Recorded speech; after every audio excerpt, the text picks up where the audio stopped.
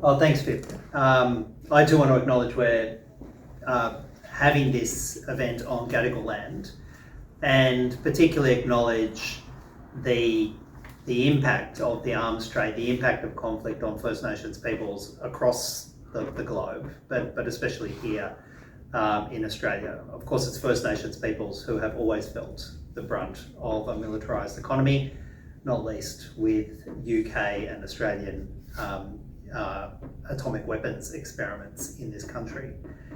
These figures are genuinely shocking.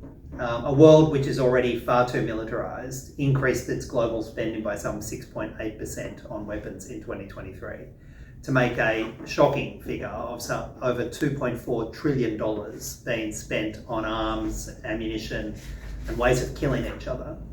This is an appalling loss to the global economy. Not only is the opportunity cost very real, at a time when the globe is facing a climate crisis, countries like Australia are facing housing and cost of living crisis.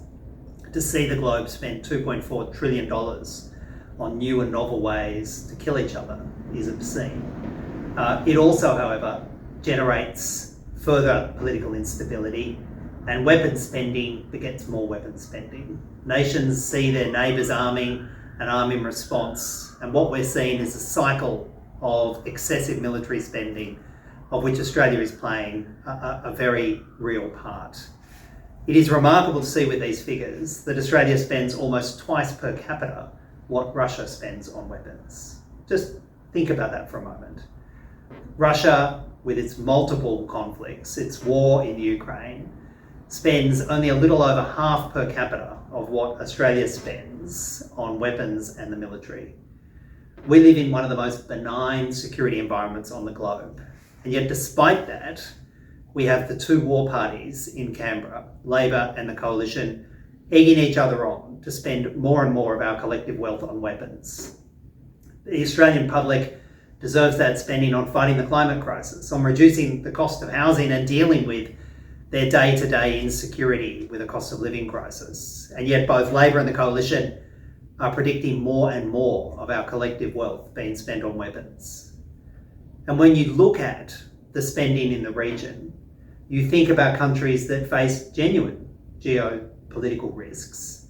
It is remarkable to see Australia spends more than double what Taiwan spends on defence. Just for a moment, compare our geopolitical positions. Taiwan, in the position it is in the South China Sea, with all the security risks it faces, spends less than half what Australia spends on defence. I mean, should be a moment of reflection for the Australian public, and a moment of reflection for both Labor and the Coalition about the excessive spend that's already in the system in Australia, let alone their proposals to increase it by another 25% in coming years. You also, when you look at these figures, realise what an outlier Australia is in terms of our global total military expenditure. Australia, with our economy and our population, spends more on weapons than countries like Brazil or Canada or Spain. How is it that the political consensus in Canberra is to drive Australia further and further down this militarised path? These figures should be a moment for reflection in Canberra. They should be a moment for reflection by people across the globe who, instead of who want to see their governments invest in peace, not invest in war. Last year, the globe spent more than $2.4 trillion on arms and ammunition in different and novel ways to kill each other. Imagine if we spent $2.4 trillion on fighting hunger, $2.4 trillion on fighting the climate crisis, $2.4 trillion on bringing us together as a globe. That has to be the goal of all of those who believe in peace. That goal will not be addressed through pathways like AUKUS.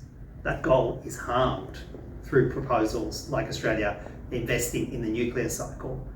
And we have a lot of work to do to turn our country away from this path of warmongering.